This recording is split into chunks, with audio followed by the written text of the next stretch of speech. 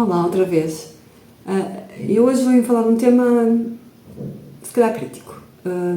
Eu há mais de um ano contacto com uma realidade que não era minha. O desespero de ter uma doença, seja ela recente ou antiga, mas invisível. E ao longo deste ano, deste tempo, aliás, tenho-me deparado com um preconceito contra quem não pode trabalhar. É um preconceito bastante real. Quantas vezes é que nós já ouvimos que o trabalho dá dignidade à pessoa em vida ativa? Seja nos discursos políticos, nas conversas em família, nos livros de autoajuda, mas se sem trabalho não há dignidade, então quem não pode trabalhar, ou quem deixou de poder trabalhar, deixou de ter valor? Pessoas com doenças crónicas, com deficiência ou limitações físicas, que muitas vezes não conseguem manter um emprego tradicional, perderam a sua dignidade. O problema desta ideia é que reduz o valor humano à capacidade de gerar dinheiro, como se quem não consegue produzir economicamente deixasse de ser útil à sociedade. É verdade que o trabalho pode trazer propósito à vida, estrutura, mas isso não é uma regra universal. A dignidade não pode estar condicionada apenas à produtividade, e se assim fosse, todos aqueles que por motivos de guerra, crise económica ou qualquer outro infortúnio, não é? Perdem o seu trabalho, também perderiam o direito à sua dignidade. Por exemplo, mesmo imigrantes ou refugiados. E agora abro aqui um parênteses que é, mesmo nesses casos, eu não compactuo com a narrativa, eu percebo o argumento, mas não verbalizo por norma. Eu não compactuo muito com a narrativa do os imigrantes são importantes porque dão muito dinheiro à segurança social e mexem no país. Ou seja, esse argumento é válido, mas eu acho que antes disso há a dignidade da pessoa. É um argumento bom para se justificar muita coisa, mas antes disso há a dignidade. Ou seja, não acho que o imigrante e o refugiado sejam importantes só pela questão económica. Pronto, já parece que é mais polémico isto. O desemprego, neste momento, é visto um bocadinho como uma falha moral. Quando alguém diz está desempregado e agora, é uma expressão que carrega um peso simbólico que ignora o verdadeiro significado da dignidade, digo eu. Revela muito sobre o que é a realidade atual. O conceito de dignidade humana é muito mais profundo do que a capacidade de trabalhar. Está ligado ao reconhecimento da individualidade de cada pessoa, ao direito de viver com qualidade, à justiça social e às oportunidades que permitam que cada um possa exercer o seu potencial, seja a que nível for. Há muito preconceito contra quem tem tempo livre ou escolhe fazer algo que não seja diretamente ligado à produtividade, ou que não possa mesmo fazer. Basta uma pessoa expressar uma opinião, criar alguma coisa ou simplesmente partilhar um pensamento e já vêm pessoas a dizerem mas a trabalhar ou deves ter muito tempo livre, como se eles também não estivessem ali a escrever, não é? E como se o tempo livre fosse um crime, como se qualquer atividade que não gera lucro fosse automaticamente inútil ou indigna. Aliás, quem está de baixa por doença sofre o estigma de não poder fazer nada. Não pode ir ao café, não pode ir ao cinema, sabendo que por vezes podem fazer essas coisas e apenas não podem trabalhar, nem que seja um part-time. Mas se forem vistos, se forem vistos a fazer alguma coisa, já é o descalabro total. E depois há aqui um duplo padrão, a meu ver. Como é que eu vou dizer isto? Que eu acho que é assim, se for uma pessoa pobre, que não trabalha, há sempre um julgamento. Há assim um julgamento imediato, que é, vai-me a trabalhar, ou andam a viver à custa do Estado, só querem subsídios, pronto. Mas se for um rico, que vive ou de rendimentos, ou de herança, ou às vezes por subsídios, por algum motivo que também recebe do Estado, aí a conversa muda um bocado. Já é logo quem me dera, se eu pudesse fazer ao mesmo, quem me dera ficar 6 meses a trabalhar e 6 meses no resort. Ou seja, pelos vistos o problema não está em não se trabalhar, mas em quem não trabalha. E se calhar é porque as pessoas sabem que são os mais pobres que sustentam a pirâmide da sociedade e que só eles aceitam fazer os trabalhos mais importantes, então se calhar faz mais impressão que eles não trabalhem. Só que isso reflete muito porque assim, os pobres que estão a receber subsídios e que não trabalham são visíveis, estão no café, estão na rua. Os ricos não se vêem, estão nos resorts, não é? E as pessoas têm... E há pessoas que ficam ressentidas com um RSI, não é? Para não dizer que têm inveja daquele valor, porque isso é estúpido, mas depois têm inveja de...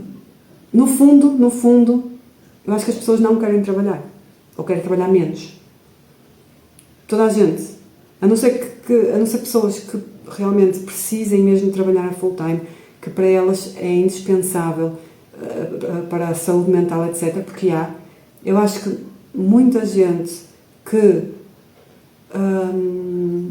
acusa as pessoas mais pobres de não quererem trabalhar, essas pessoas também não queriam trabalhar porque senão não invejavam os ricos que não trabalham. Okay?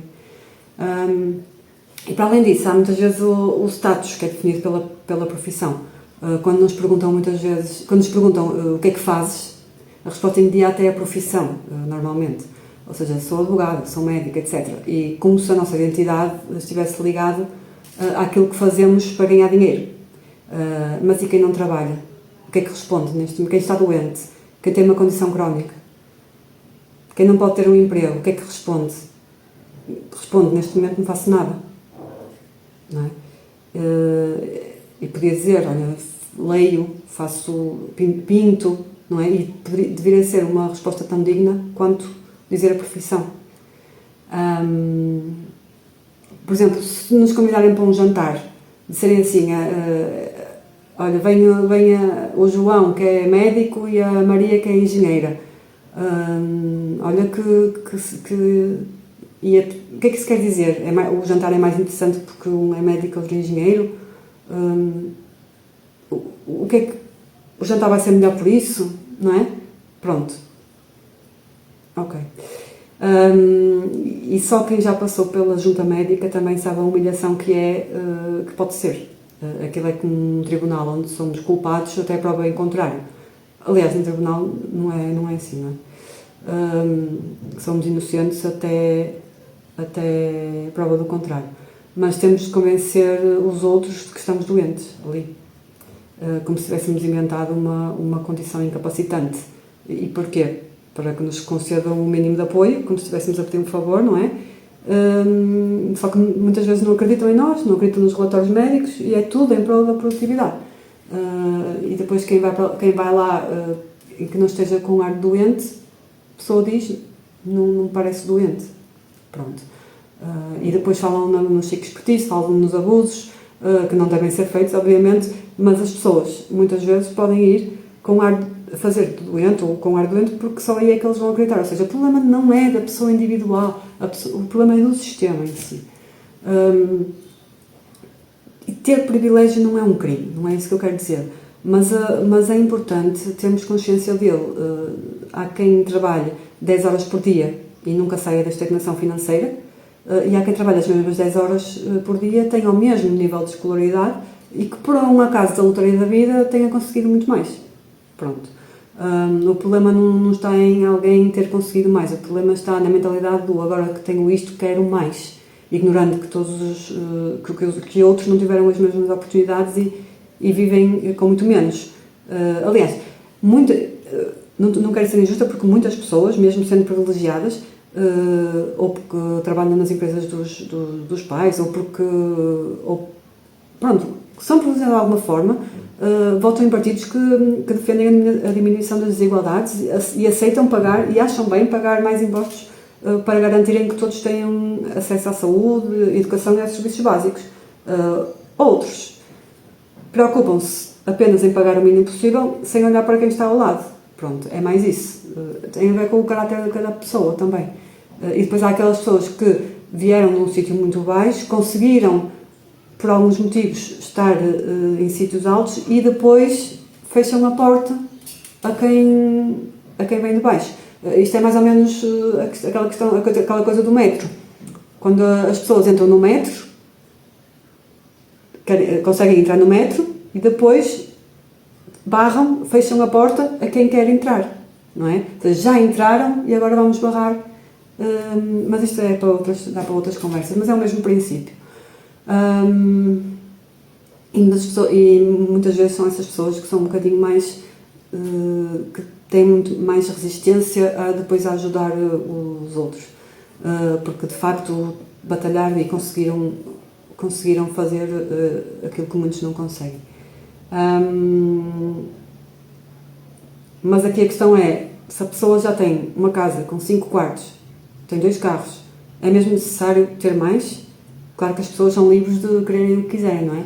Mas se já têm o suficiente para terem uma vida mais confortável, e mais do que confortável, e mais confortável do que grande parte da população, porque é que não contribui também para que os outros tenham pelo menos o básico? Assim, ao menos também, olha, ninguém chateava mais, não é? Com esta questão dos ricos e dos milionários, etc. Ou seja, ter privilégio não significa abdicar do que se tem, mas significa ter a consciência de que o mundo não se esgota em nós. Acho que é mais ou menos isso. Eu acho que nenhuma sociedade pode evoluir deixando para trás aqueles que mais precisam. Dizer que cada um se governa ou que quem não trabalha não merece nada é ignorar que ninguém está livre de um dia precisar de apoio. A dignidade não pode ser um privilégio de quem consegue corresponder às exigências do mercado de trabalho. A dignidade é um direito humano, não nos podemos esquecer disso. O verdadeiro progresso não se mede apenas pelo crescimento económico, mas pela forma como tratamos os mais vulneráveis. E o mínimo que qualquer pessoa pode fazer é garantir que ninguém é deixado para trás. O trabalho é bom, dá estrutura ao dia, motiva, faz acordar com um propósito, sem dúvida. Sem dúvida. Para muitos é um fator de realização pessoal, de crescimento, de independência. Mas e para aqueles que não podem ter essa sorte, não é? Para quem, por doença, deficiência ou outras circunstâncias, o trabalho não é uma opção. A vida não pode girar apenas em torno da produtividade. Quem não pode trabalhar ainda tem valor para a sociedade. Pelo conhecimento que partilha, vejo isso todos os dias, pelo impacto que tem na vida dos outros, pelo tempo que dedica a relações e a causas que sustentam o tecido social. Ou seja, a sociedade não sobrevive apenas de quem trabalha, mas de quem cuida, de quem ensina, de quem apoia, de quem dá apoio emocional, faz companhia e participa na comunidade. E muitas vezes a resposta à dor de uma pessoa, seja de doença, seja de outra coisa qualquer, e ao sofrimento, transforma-se em algo maior. Muitos pegam nisso, na dor, e transformam em arte.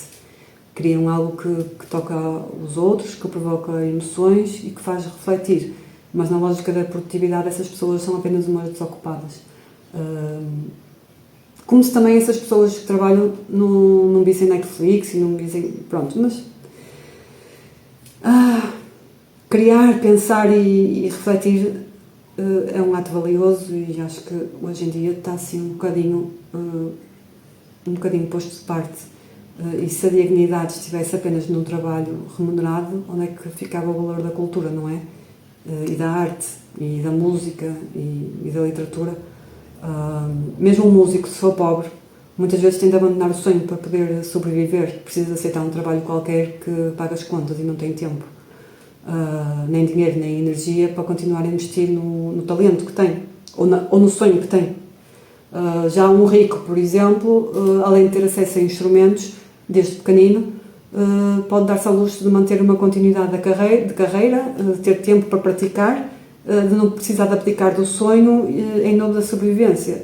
Para um é um privilégio e para o outro é uma impossibilidade. Há uma diferença muito grande. Eu, por exemplo, vejo o Got Talent, vejo o The Voice, gosto de ver.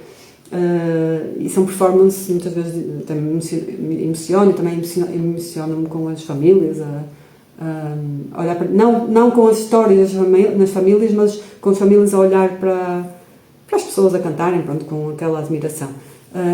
Mas muitos daqueles concorrentes têm que ter uma vida profissional para além daquilo. E mesmo assim superam-se, dedicam-se e fazem acontecer. Não devemos olhar para isso como algo normal, mas sim como algo especial. Até há quem diga, mas fazem porque querem. Sim, e é exatamente por isso que são mais especiais, porque apesar da falta de tempo, do cansaço, da vida acelerada, escolhem continuar a fazer arte e a aperfeiçoar um talento a dedicar-se a algo que muitas vezes não dá retorno financeiro, mas que os realiza pessoalmente. E no mundo que obriga à produtividade constante, quem ainda encontra espaço para criar e para sonhar merece ser celebrado e não gozado, por exemplo. E hoje em dia, até hoje em dia, a academia está a ser posta em causa. Nós temos visto isso sempre, em todo lado.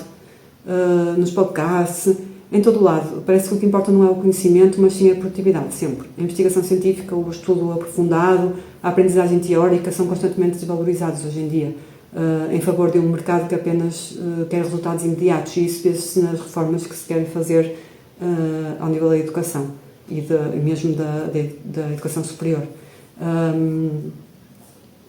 Mas sem a academia, sem o estudo, sem a busca pela compreensão, não há avanço. O trabalho digno também passa pelo respeito ao conhecimento e pela valorização daqueles que dedicam as suas vidas a ensinar, a investigar e a procurar soluções para os problemas da humanidade. A minha ideia aqui é que percebamos que se o trabalho realmente dignificasse por si só, então não teríamos de escolher entre que contas pagar este mês, por exemplo. Não seríamos forçados a escolher sempre os produtos mais baratos no supermercado, sacrificando qualidade e saúde. Não passaríamos 2 horas nos transportes para chegar ao emprego. Teríamos opções de lazer que não fossem apenas olhar para um ecrã ao fim do dia, porque qualquer outra atividade custa dinheiro hoje em dia. Até o cinema é tão caro que deixou de ser coletivo e passou a ser uma coisa individual, como quase tudo. Se estas condições não são cumpridas, então não estamos a falar de trabalho digno. Então, se não estamos a falar de trabalho digno, não podemos pressupor que o trabalho por si só dá dignidade à pessoa. Estamos a falar de sobrevivência. E obviamente que isto tudo pode ser utópico, sei lá, um mundo onde todos têm um trabalho digno e quem não pode trabalhar ter uma vida digna na mesma, não é? Mas o que é a utopia, afinal? Todas as grandes conquistas da humanidade foram um dia consideradas utópicas. O direito ao voto, a educação universal, os direitos dos trabalhadores, a redução da jornada de trabalho, a segurança social.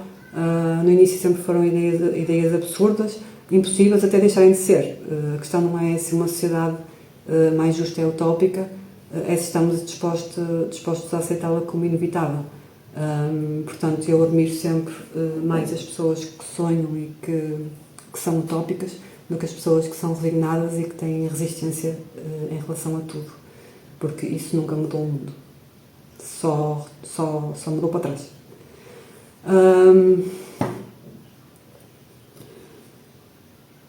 Eu fui ver, e segundo a Declaração Universal dos Direitos Humanos de 1948, todos os seres humanos nascem livres e iguais em dignidade e direitos. A dignidade não deriva da riqueza, do estatuto social ou da posição política. É um valor intrínseco, deve ser reconhecido e protegido por toda a sociedade, onde as condições mínimas de existência não são garantidas, onde não há acesso a cuidados de saúde, segurança e direitos básicos, a dignidade humana não encontra espaço. E é precisamente por isso que nenhuma sociedade pode evoluir deixando para trás aqueles que mais precisam. Se a dignidade é um direito, então ela não pode estar reservada apenas a quem consegue ser produtivo ou a quem se encaixa no modelo económico vigente. Uma sociedade que mede o valor das pessoas apenas pela sua capacidade de gerar dinheiro não é uma sociedade justa. É um sistema de exclusão. O verdadeiro progresso não se mede apenas pelo crescimento económico, mas sim pela forma como tratamos os mais vulneráveis. Mas apesar disto, há quem insista na ideia de que a vida é uma selva, que só sobrevive apenas quem for mais forte, mais competitivo, mais produtivo, como se estivéssemos ainda na era, sei lá do quê. Que cada um tem a lutar sozinho, porque o mundo é um por um. A vida não é um jogo de sobrevivência individual, quanto a mim. E uma sociedade não é funcional se for apenas uma disputa permanente entre vencedores e vencidos. Não é assim que eu vejo. Se fosse assim, não precisávamos de leis, de estruturas sociais, de sistema de proteção, de apoio mútuo. A civilização existe precisamente porque aprendemos a cooperar, a criar mecanismos de justiça e de solidariedade. Se tudo se resumisse à seleção do mais forte, hoje em dia, Então teríamos falhado enquanto espécie. As transações entre pessoas não podem ser ou não devem ser só económicas. A sociedade não deveria funcionar apenas com base em trocas monetárias. Também precisamos de trocas de tempo, de cuidado, de conhecimento, de apoio emocional, de companhia e de afeto. Se tudo se resumir a dinheiro, então qualquer pedido de ajuda ou qualquer gesto altruísta passa a ser visto como uma perda de tempo. E é daí que eu acho que o capitalismo passou a ser um ultracapitalismo, porque o que tem vindo a acontecer é transformarmos todas as relações humanas em cálculos de custo-benefício, onde o tempo é dinheiro e tudo o que não gera lucro direto é descartável. A ideia de que devemos sempre estar a rentabilizar o nosso tempo está a tornar as interações humanas exaustivas. A certa altura, qualquer coisa que envolva esforço sem compensação financeira parece um tormento, mas isso não é culpa das pessoas, é culpa do sistema.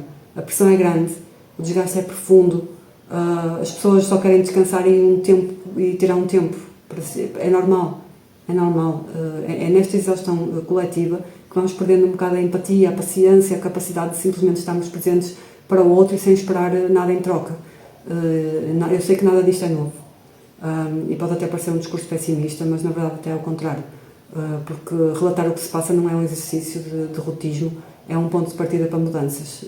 Se mais pessoas falarem sobre o que é que está mal, porque não é possível que alguém ache que as desigualdades são justas e simplesmente se resigne. Há pessoas que sabem que não são justas e fazem de conta que não veem e não olham, pronto. Isso é uma coisa. Outra coisa é não saberem. As pessoas sabem só que o difícil é acreditar que se resignem. E há pessoas que sabem, não se resignam, mas fazem de conta, que é para não olharem muito para o assunto. Mas não acham que é justo. Sabem que não é justo. Mas então pelo menos que devemos manter viva esta possibilidade de mudança, não é? Principalmente agora. E o que é curioso é que ao mesmo tempo que dizem que não vale a pena andar aí a dizer que já sabemos que a vida é assim, são sempre essas pessoas são as que criticam a utopia, como se houvesse um único caminho aceitável, a resignação, não é? Mas todas as grandes mudanças começaram exatamente assim, com alguém a recusar aceitar o mundo como ele é e ter a coragem de pensar no que ele ainda pode ser. Mais uma vez, isto não é nada novo. Estou aqui a falar, não é nada novo. Mas se mais pessoas falarmos sobre o que está mal, melhor. E agora outro tema que eu acho que é interessante, que é, por exemplo, muitas pessoas querem ter filhos, não é? E quando descobrem que o filho vai ter uma síndrome qualquer, ou uma doença, ou o que for, às vezes optam por não ter. E porquê? Não é porque os amariam menos, mas porque a sociedade não está preparada para os apoiar. O medo não é da parentalidade em si, mas sim da falta de apoio e da falta de um futuro digno para a criança, provavelmente. São pessoas que provavelmente, as crianças, enquanto adultos, provavelmente podem não vir poder trabalhar, podem vir, algumas conseguem e outras não, mas têm dignidade na mesma, não é? Vão dançar, vão ajudar, eu vejo no Got Talent, vão dançar, cantam, ajudam, trabalham de outras formas e mesmo que não façam, dão amor com o olhar, tal como, isto aqui pode ser polémico, mas tal como um animal doméstico, neste caso. Um animal doméstico tem menos dignidade do que um ser humano só porque não é útil, só porque não trabalha.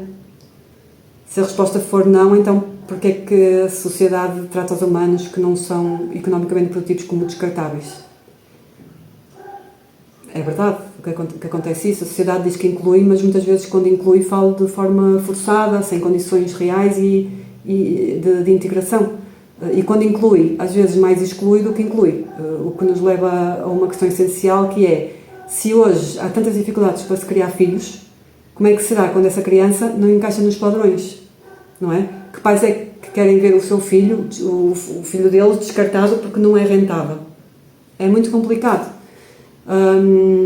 E já sabemos que todos vivemos numa correria, e isto não é uma crítica ao indivíduo. A sociedade é que nos formata assim. Hoje nem as crianças, e até as crianças não escapam hoje. Antigamente as crianças eram agentes naturais de inclusão. despertavam afeto, tinham tempo uns para os outros, corriam, estávamos sempre a brincar com os nossos primos, com os nossos amigos, na rua. Mas hoje querem que sejam pequenos adultos com agendas preenchidas de atividades. Nem elas têm tempo para ajudar os outros gratuitamente, sequer. O sistema força essa mentalidade desde cedo. Perde-se o sentido humanista. E enquanto lá está, não repensarmos as políticas económicas e sociais, vamos continuar a criar gerações que priorizam a competição à cooperação. Esta glamorização do estar ocupado existe realmente tanto para as crianças como para os adultos. Porque de facto as pessoas trabalham tanto que quando têm um tempinho só querem descansar, ver séries e legitimamente e fazer alguma coisa por elas e muitas vezes conversar com outras pessoas é mais exaustivo, ajudar outras pessoas nem se fala, não é? Pronto, não devemos estar aqui a culpar o indivíduo. Isto aí é como agora está a acontecer com a questão laboral, em que a pessoa, a mulher que não tem filhos, fica com inveja da outra que tem filhos, que trabalha menos, ou que a pessoa que não fuma fica com inveja de quem fuma porque vai lá abaixo, tem um intervalo maior. Nós estamos a ficar uns contra os outros quando devíamos era questionar a parte de cima, questionar as empresas, questionar a regulação. Pronto. Isto está a acontecer em tudo. E aqui há uma coisa também que eu acho que é interessante, que é, antigamente, imagina, uma pessoa trabalhava 8 horas, antes da internet, antes da tecnologia, trabalhávamos 8 horas. Dessas 8 horas ia 1 hora ao banco e tinha que ficar 1 hora na fila. Pronto, lá. E depois voltava, não sei o quê. Trabalhava 8 horas e ia para casa. A tecnologia veio, supostamente, para nos facilitar a vida, para nos tirar tempo. Mas o que é que aconteceu? A pessoa trabalha 8 horas na mesma, vai na mesma ao banco, online, 5 segundos, em vez de 1 hora, e essa hora onde é que ficou? Acrescentou-se 1 hora ao nosso trabalho. Mais produção, mais lucro para a empresa.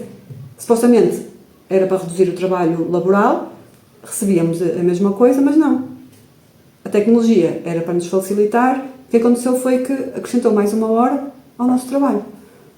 É a nossa produtividade. E esta coisa do sistema estar como está, eu também queria falar também em relação aos profissionais de saúde mental. Quem trabalha nestas áreas e não contextualiza os problemas de saúde mental com o momento neoliberal em que vivemos, corre o risco de estar a perpetuar uma ideia de culpa individual, ignorando que muitos problemas emocionais são uma consequência direta da forma como a sociedade está estruturada. Se uma pessoa está a ter crise de ansiedade por causa do trabalho, qual é a solução? Ensinar-lhe técnicas de respiração para que aguente um trabalho insustentável e saiba lidar com ele? Ou ensinar abordagens para lutar para que essa pessoa lute, para que esse ambiente mude, por exemplo? Claro que a segunda opção vai dar mais trabalho, mas qual delas é que resolve realmente o problema? Também é uma questão a pensar. Nós neste momento trabalhamos para ter ou para sobreviver e esquecemos de ser um bocadinho. Eu agora cada vez mais estou a perceber isso. Já sabia, mas cada vez mais me percebo isso.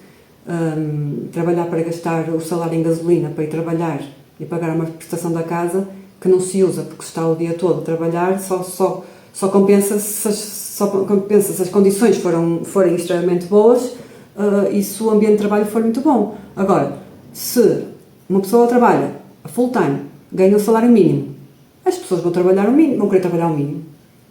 Não é? Porquê que uma pessoa que não está no trabalho e que de repente está no WhatsApp ou está nas redes sociais ou está a fazer qualquer coisa só para se entreter um bocadinho, porquê que essa pessoa há de ser sancionada ou repreendida? Se está a ganhar o salário mínimo, se está a ganhar...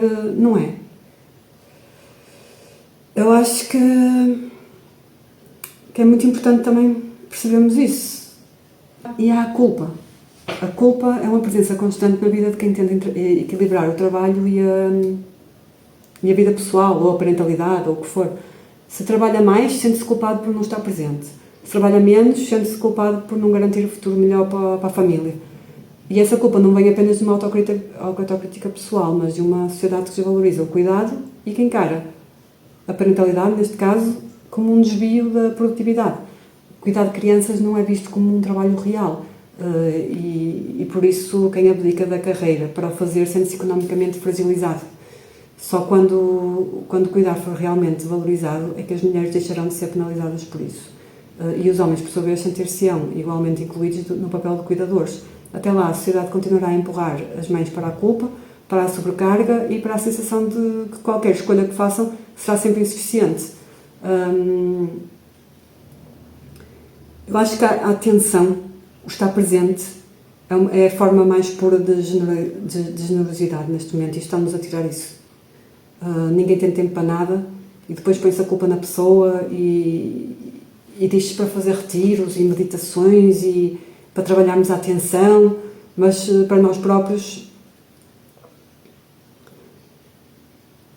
nós supostamente é para depois fazermos isso com os outros, mas depois isso não acontece, ou seja, nós fazemos isso para nós, meditarmos, trabalharmos a atenção, mas depois não há tempo para fazer isso com os outros. Por isso, então, quando se diz temos que cuidar de nós para cuidar dos outros, depois cuidamos de nós, mas depois esquecemos de cuidar dos outros, não é mesmo? Acabamos todos por estar voltados para nós. Esta sociedade da autoajuda, do autocuidado, do autocentrismo, sempre com a premissa que só quando... Bem, não queria muito... Pronto. E para além disso, por exemplo, falando de mim, ou neste momento do ambiente em que eu estou inserido, por exemplo, uma doença crónica fica muito caro. Fica mais caro por variados motivos, com suplementos, com médicos, com às vezes pessoas que estão severas e que precisam de um transporte especial ou de cadeiras de rodas. Comidas mais caras às vezes as pessoas não têm ajuda ou não podem fazer comida e depois também há muito preconceito em relação àquelas embalagens em que a fruta está cortadinha, em que os legumes as pessoas gozam muito, em que os ovos estão assim já estrelados. Pronto, essas coisas muitas vezes são para a inclusão. É muito mais fácil para uma pessoa que esteja assim cozinhar já com isso pronto do que estar a ter força para partir com a faca. Também é outro assunto importante. Eu acho que é muito importante percebermos que estas pessoas não são inúteis. E isso já aconteceu na altura do nazismo, em que a eugenia era o que se queria, não é? E as pessoas com deficiência eram as primeiras a serem prejudicadas. Eu acho que neste momento o descanso acaba por ser até um ato político. Quando os nossos corpos estão exaustos por tentarem acompanhar um ritmo de produção cada vez mais acelerado, o adoecimento físico e o sofrimento psicológico não são causas do problema, mas sim a denúncia de um sistema insustentável. Acho que neste momento estamos todos a trabalhar anestesiados e aliados do mundo. E como trabalhamos muito, também não damos muita atenção ao mundo e acho que é isso que se quer. Eu acho que a grande contradição dos direitos humanos no discurso liberal é precisamente afirmarem uma universalidade que na prática submete à lógica do mercado.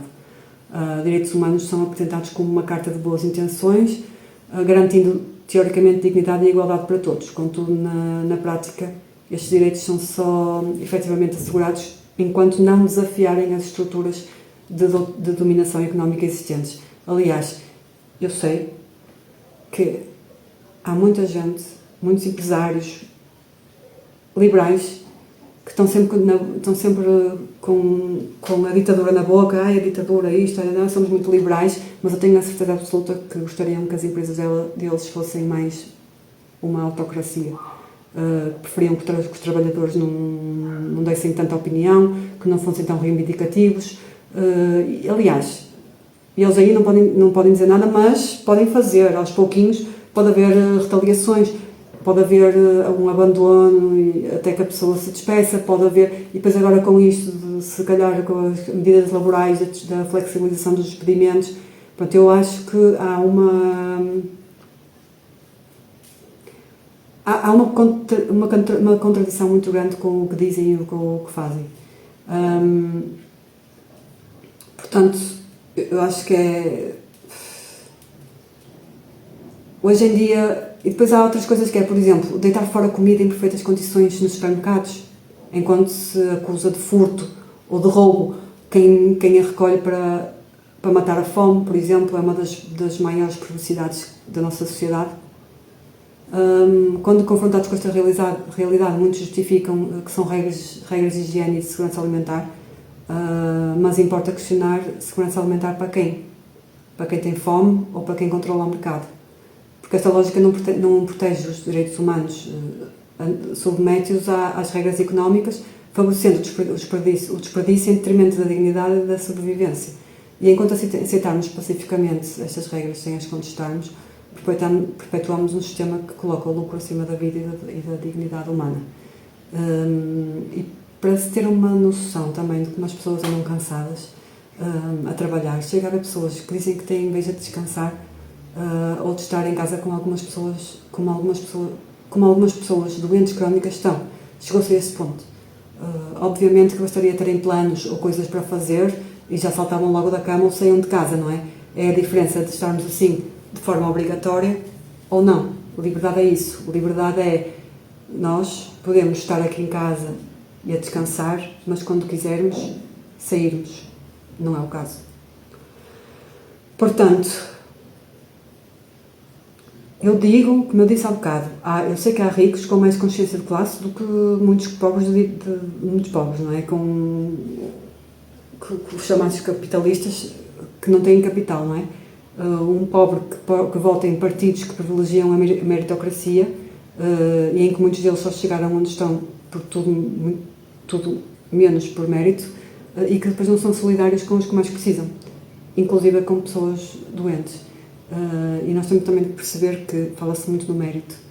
Mas, por exemplo, eu trabalho numa empresa, consegui passar a entrevista. Quem é que me garante que eu daquelas 50 pessoas sou a melhor a fazer aquele trabalho? Eu posso ter tido sorte, posso ter sido a melhor pessoa a falar na entrevista, mas nunca vou saber se eu tenho mais mérito do que as outras 50 pessoas que ficaram para trás. Vamos pensar nisso. O ideal é imaginarmos uma sociedade onde, por exemplo, a maternidade deixa de ser vista como uma sobrecarga, uma cruz pesada que as mães têm que carregar sozinhas muitas vezes, uma comunidade onde as mães possam contar verdadeiramente com o apoio estrutural da sociedade, sabendo que os seus filhos estão seguros e cuidados por profissionais qualificados sempre que necessário. Onde a mãe, ao desejar estar com os filhos, tem essa liberdade e, quando não tiver tempo, tem a tranquilidade absoluta de saber que os filhos estão em boas mãos, com outros cuidadores. Parece um sonho distante, mas é possível e até inevitável, se quisermos uma sociedade justa. A história económica e social mostra que tal sociedade pode existir, por mais resistência que ofereçam os mais privilegiados. E esta mudança não virá por acaso, vai ser pela luta constante na mesma dos trabalhadores que reivindicam o direito fundamental à dignidade. Uma sociedade que compreende isto não só valoriza o trabalho reprodutivo e efetivo como essencial, como também reconhece que ninguém consegue produzir, criar ou cuidar de forma sustentável e saudável sem que o coletivo assuma também a parte desta responsabilidade. Quem cria um filho está a criar um adulto. Quem está a criar um adulto, supostamente, está a criar uma pessoa que vai contribuir para a nossa sociedade, seja monetariamente ou não.